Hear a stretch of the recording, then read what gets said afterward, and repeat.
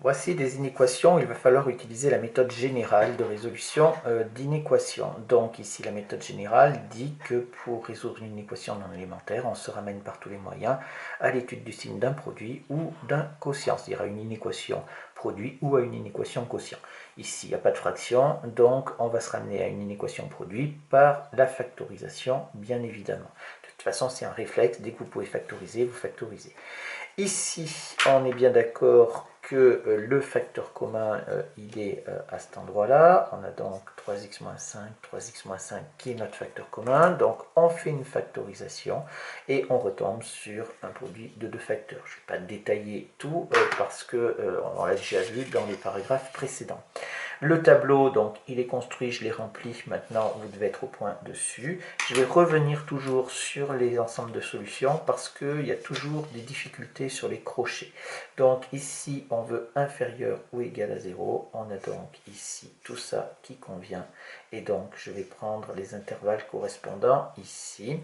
Avec, bien sûr, je pars de moins l'infini et je vais jusqu'à 5 tiers que je prends. Union ici 12 cinquièmes et je vais jusqu'à plus l'infini, je prends également. Pour la deuxième, pas de problème notable sur la factorisation, faites attention à ne pas faire d'erreur de calcul. Je résous à la fin supérieure à 0 strict cette fois-ci, donc je ne prends que ça et donc que cet intervalle. Je pars donc de 2 cinquièmes jusqu'à 1 demi ici, sans prendre les extrémités, puisque j'ai un supérieur strict, donc je ne prends pas le 0. Ici, une petite précision sur la troisième. Vous voyez que vous avez le signe inférieur qui est au milieu de l'inéquation, le signe supérieur, pardon. Et donc, quand vous faites tout passer de l'autre côté, vous mettez un moins et vous prenez la totalité. On aurait presque pu mettre des crochets ici, mais ils auraient fait double emploi, ils n'étaient pas utiles puisqu'on n'a que des multiplications. Donc, c'est comme s'il y avait des parenthèses autour. Mais on a ça. Après, on fait la factorisation. Pas de souci pour la factorisation. On résout l'inéquation. Alors, j'ai fait une petite erreur dans les précédentes. En fait, ce qu'il faut regarder, c'est surtout le résultat final, c'est-à-dire une fois qu'on a factorisé. Parce qu'il peut arriver dans le calcul que l'on ait fait des modifications et qu'on n'ait pas le même signe qu'au début. Donc, c'est ça qu'il faut regarder. Et quand on parle du produit, on regarde le produit, bien entendu, à cet endroit-là. Et si je veux un plus, eh bien, je suis donc à cet endroit-là, et donc ici, et ça me fait S qui va de 0 jusqu'à 4 tiers, et sans prendre le 4 tiers. On continue pour la quatrième. Alors, il n'y a pas de problème notable non plus. Donc là, on veut résoudre inférieur à 0. Alors, c'est une factorisation. Il y a le facteur commun qu'on le retrouve 3 fois. Hein, mais c'est des factorisations que l'on a déjà faites avec les équations non élémentaires.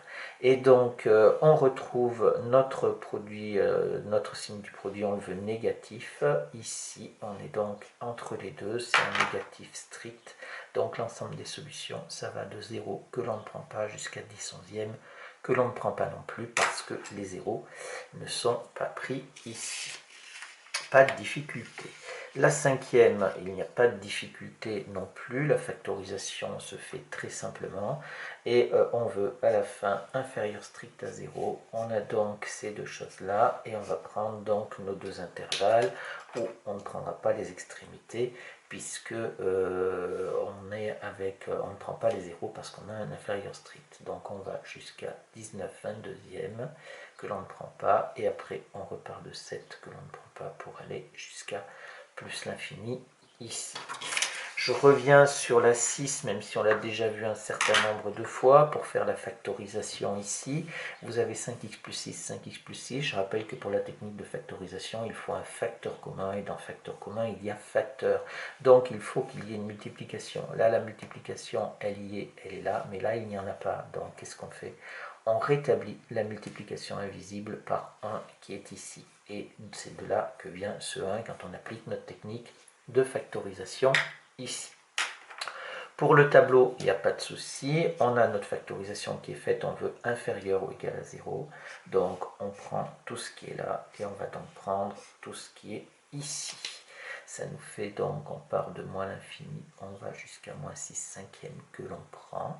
Et on repart de 8 neuvièmes pour aller jusqu'à plus l'infini. 8 neuvièmes que l'on prend également sans aucun souci. Ici, on retrouve la même astuce de multiplication par 1 pour obtenir notre factorisation. La factorisation, du coup, se fait de façon très aisée. Et on va avoir donc ici nos solutions, puisqu'on veut inférieur ou égal à 0. Donc, on part de moins l'infini, on va jusqu'à moins 2 que l'on prend. Et on repart de 0 jusqu'à plus l'infini. Et on prend le 0 parce qu'on a les deux zéros qui sont pris ici. Donc moins 2 et 0 sont pris également au-dessus. La huitième, c'est toujours la même chose. Et bien ici, j'ai toujours mon 3x plus 23 en rétablissant ma multiplication par 1 ici. Factorisation, tableau de signes. Il nous reste à donner l'ensemble des solutions. Je suis toujours dans la série inférieure ou égale à 0, donc j'ai toujours mon moins. Il se trouve que c'est aussi à cet endroit-là, hein, mais ce ne sera pas toujours le cas. Et ça va nous faire donc de moins l'infini jusqu'à 8 cinquièmes, union 23 cinquièmes, plus l'infini ici. La dernière, non pas la dernière, donc même chose ici. Et on obtient donc dans l'ensemble des solutions, on veut inférieur ou égal à 0, ben c'est toujours encore à cet endroit-là, c'est pas agaçant, mais pensez comme ça, moins l'infini 0, que l'on prend ici, union 5 onzième, plus l'infini que l'on prend également, parce qu'on a pris les zéros ici, donc on prend également en haut les zéros. J'ai oublié de le faire sur celle-là. Là, on a dit qu'on prenait tout ça. Voilà, on va passer cette fois-ci aux deux dernières. Alors, là, je reviens là-dessus où on prend tout le produit qu'on fait passer de l'autre côté. On a une factorisation qui est somme toute assez simple. On veut inférieur ou égal à 0. On est encore là. C'est monotone.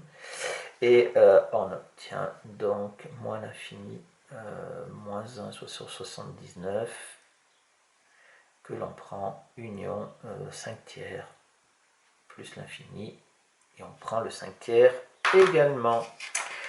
La dernière, alors la dernière, vous voyez que j'ai 15 moins 2x, je n'ai pas un produit, donc là quand je fais passer de l'autre côté, ben, je reviens aux règles de transposition, en fait, hein, le moins 2x devient plus 2x, le 15 devient moins 15, en fait le plus qu'on fait passer de l'autre côté devient un moins, et là je me retrouve avec ma factorisation qui est possible, toujours en rétablissant la multiplication par 1 qui va être là.